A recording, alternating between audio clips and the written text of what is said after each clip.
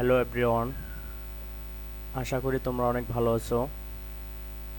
তো আজকে আমি তোমাদের জন্য আরেকটি নতুন ভিডিও নিয়ে এসেছি। তো আজকে আমি তোমাদের দেখাবো কিভাবে একটি আরবি বই সেটিং করতে হয়।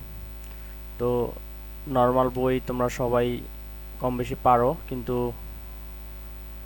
হয়তোবা জানো না আরবি বই কিভাবে সেটিং করতে হয়। তো আজকে আমি তোমাদের দেখাবো কিভাবে আরবি বই সেটিং করতে হয়।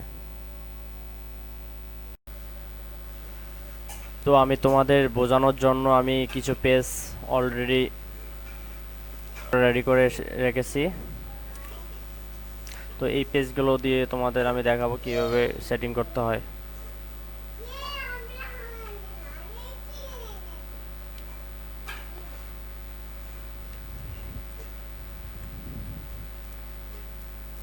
তো আমি এখানে 2 ফর্মা নিয়েছি, 16 পেজ টোটাল নিয়েছি। এই পেজগুলো দিয়ে তোমাদের আমি দেখাবো। তো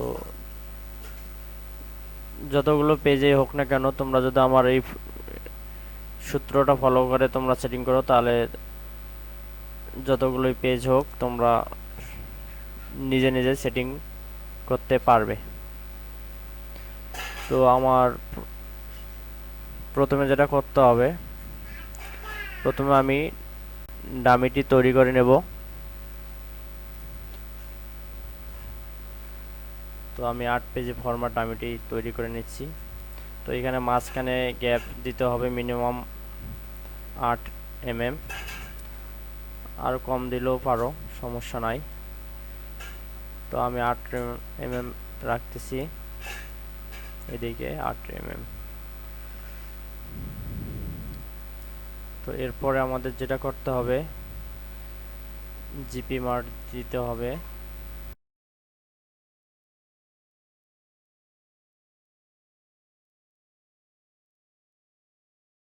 তো আমি জিপি মার্কটি বসিয়ে দেব।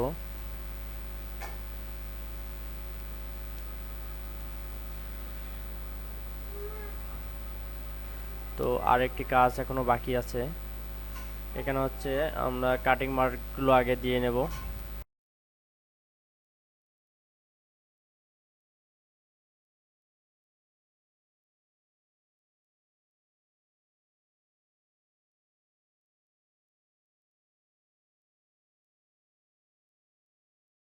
এরপর আমাদের যেটা করতে হবে, কাটিং মার্কগুলো একটু ছোট করে দেব, কারণ অটো কাটিং মার্ক একটু বড় হয়। সেক্ষেত্রে আমরা যা আছে এখান থেকে আমরা 16 মিলি ছোট করে দেব। তো দেখো, এভাবে তোমরা ছোট করে দেবে।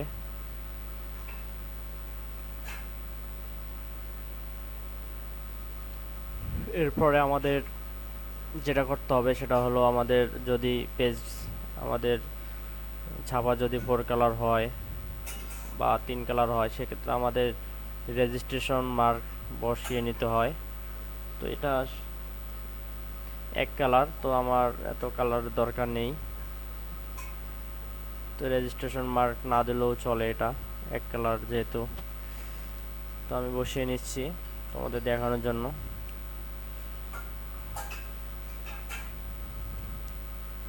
তো এখানে আমরা ফরমা নেম এবং ব্যাক টু ব্যাক অথবা ব্যাক ফন্ট যেটাই ছাপি না কেন এখানে আমরা লিখে দেব আরবি বুক ফরমা 1 ব্যাক টু ব্যাক।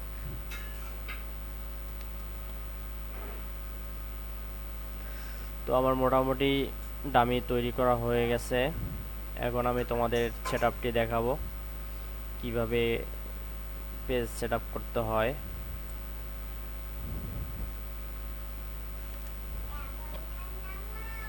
তো এই ফরম্যাটটি, যে ফরম্যাটটি আমি তোমাদের দেখাবো, এই ফরম্যাটটি হচ্ছে সেলাই বাইন্ডিং এর জন্য।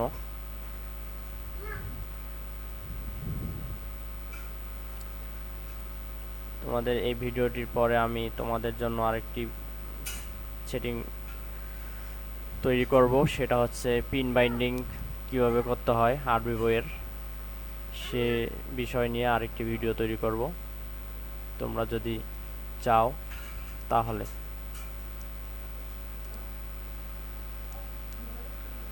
তো আমি এখানে 16 পেজ নিয়ে নিয়েছি দেখানোর জন্য।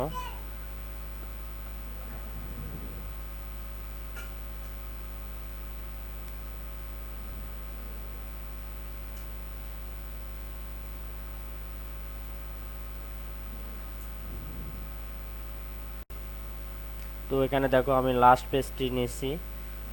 এভাবে লাস্ট পেজটি সিলেক্ট করে নেওয়ার পরে আমি এইভাবে বসাবো।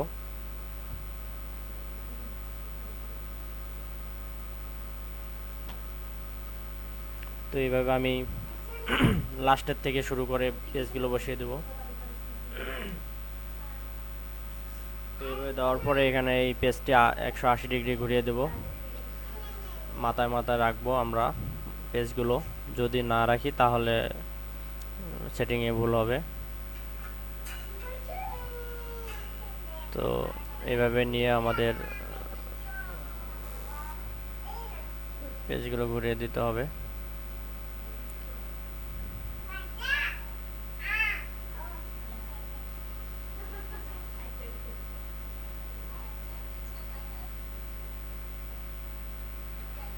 তো এইভাবে 180 ডিগ্রি ঘুরিয়ে নিতে হবে।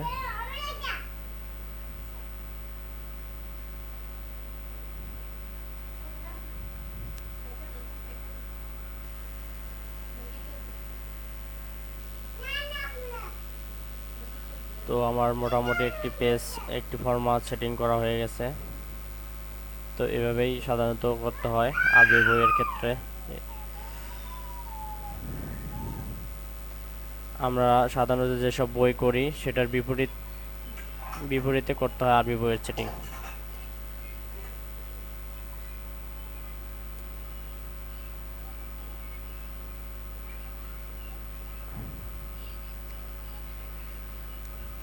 তো তোমরা আমার এই রেশু ফলো করে তোমরা যতগুলোই পেজ হোক না কেন তোমরা সেটিং করতে পারো, কোনো সমস্যা নাই।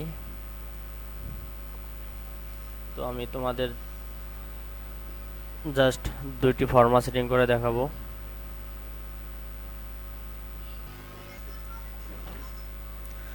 তো এরপরে আমরা প্রথম ফর্মাটি যেভাবে আমরা করেছি ঠিক পরবর্তী যতগুলোই ফর্মা হোক না কেন ওইভাবেই করতে হবে,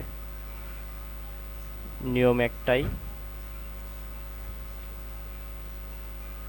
দেখো এখানে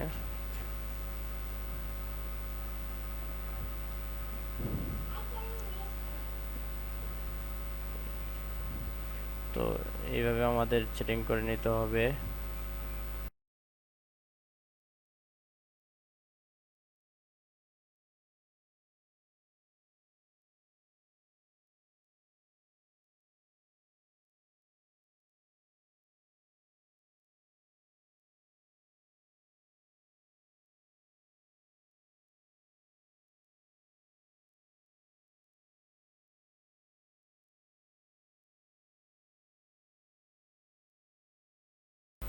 তো আমার সেটিং করা শেষ।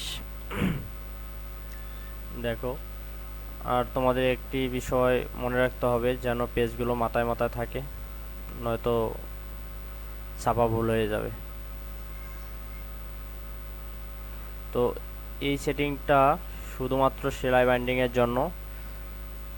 প্রিন্ট বাইন্ডিংয়ের ক্ষেত্রে এরকম এই সেটিং দেওয়া যাবে না। এই সেটিং দিলে বই ভুল হয়ে যাবে, ঠিক আছে? এই জিনিসটা তোমাদের মাথায় রাখতে হবে। তো প্রিন্ট বাইন্ডিং কিভাবে করতে হয় ফর্মা সেটিংস, তো সেই বিষয়ে তোমাদের আরেকটি ভিডিও আমি নিয়ে আসব। তো আর যদি কোনো কিছু তোমাদের জানার থাকে তাহলে আমাকে অবশ্যই কমেন্টস করো এবং আমার চ্যানেলটি সাবস্ক্রাইব করো এবং পাশে থাকা বেল আইকনটি বাজিয়ে রেখো, নতুন কোনো ভিডিও দিলে যেন তোমরা নোটিফিকেশনটি আগে পেয়ে যাও। তো সবাই ভালো থেকো, আজকের মতো এখানে বিদায়।